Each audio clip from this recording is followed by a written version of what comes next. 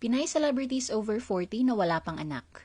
Hayagang ibinahagi ni Heart Evangelista ang kanyang masakit na karanasan sa pregnancy loss. At noong May 2024, inamin niyang nakaranas siya ng ika-4 na miscarriage.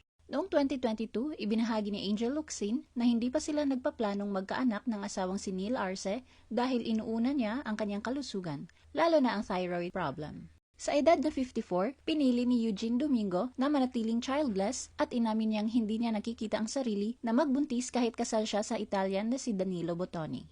Si Karil at ang asawa niyang si Yael Yuzon ay wala pang anak at may relax na pananaw sa pagkakaroon ng pamilya. Anila, if it happens, it happens. Si Maricar Reyes, nakasal kay Richard Poon mula 2013, ay bukas na nagsabing at peace siya kahit wala silang anak. Ibinahagi ni Agot Isidro ang kanyang karanasan sa failed medical procedures upang magbuntis noong sila pa ng kanyang ex-husband. Sa kanyang mga panayam, hayagang ibinabahagi ni Casey Concepcion na bagamat wala pa siyang anak, handa na siyang mag-settle down, umaasa rin siyang darating ang panahong mabibiyayaan siya ng sariling anak.